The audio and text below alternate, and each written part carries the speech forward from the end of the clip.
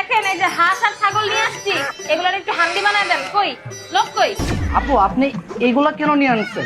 এগুলো তো তৈরি করতে 3 থেকে 4 ঘন্টা সময় লাগবে। ভাই এগুলো কি বলেন, একটু করে দেন না। এই হাঁস আর ছাগলটাকে একটু হান্ডি বানায় দেন। আমার তো এখানে তৈরি করা আছে। কি তৈরি করা আছে? আসেন আমার সাথে, আমাদের কত সুন্দর হান্ডির সেটআপ আছে এখানে, দেখেন। ওয়াও মাশাআল্লাহ, দেখেন ভাই অবস্থা, আমাদের জন্য বলে এতগুলা হান্ডি দিয়ে রাখছে। কি কি আছে একটু দেখান না। এই তো দেখেন, আমি দেখাচ্ছি আপনাদের। আপনি রান্না করছেন? হ্যাঁ, আমি নিজেই রান্না করছি। আচ্ছা, এত লাল লাল কেন দেখতে? হ্যাঁ, রং টং মিশাইছেন নাকি? কোনো রং নাই। আচ্ছা, আমরা আচ্ছা। অথেন্টিক ইন্ডিয়ার যে কাশ্মীরি মরিচ আছে, সেই মরিচটা আমরা ইউজ করছি জাস্ট একটু কালার করার জন্য। ভাই আমাদের তো আজকে সেই খাবার দাবার হবে। আপনি একটু গ্রেভিটা দেখেন, আপনার জিভে জল চলে আসবে। মাশাআল্লাহ, আল্লাহ জানে আমাদের ছাগল আর হাঁসটা কি করতেছে। যাই হোক, রুটি দেখে তো আমি পুরাই ফিদা।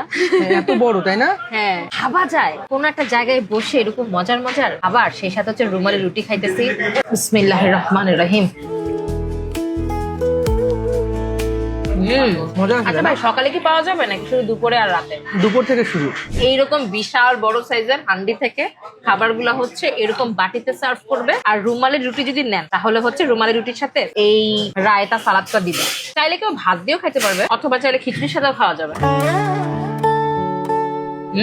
সেরা রায়তা হয়ে গেছে। ও বাই দ্য ওয়ে, আমরা আজকে আসছি হচ্ছে অষ্টব্যঞ্জনে। ওনাদের তো অনেকগুলা ব্রাঞ্চ আছে, আমরা আসছি হচ্ছে মিরপুর 1 নম্বর ব্রাঞ্চে। হাঁস তো ওই যে শীতকালের জন্য এখন অনেক বেশি খাওয়া হবে, তাই ভাবলাম যে হান্ডি হাঁসটাই খাই। না, প্রত্যেকটা ঝোল একদম সেরা, যে যেটা পছন্দ করবে সেটা নিবে। আর অষ্টব্যঞ্জন কিন্তু এই প্রথম নতুন করে এই হান্ডির কনসেপ্টটা শুরু করছে। আমি ভাবছিলাম একটা ধোঁয়াশা ধোঁয়াশা কয়লা ফ্লেভার পাবো বা একটা গন্ধ পাবো, বাট আলহামদুলিল্লাহ এরকম কোনো কিছু না। আপনি পাইছেন?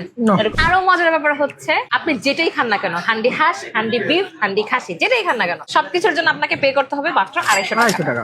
এই রেস্টুরেন্টে আসলে, বিশেষ করে পিক আওয়ারে আসলে অনেকক্ষণ দাঁড়ায় থাকা লাগে। এত মানুষ আছে মাশাআল্লাহ, যে এখানে আসলে আপনাকে ধৈর্য সহকারে দাঁড়িয়ে বসে সময় নিয়ে তারপরে খেতে হবে।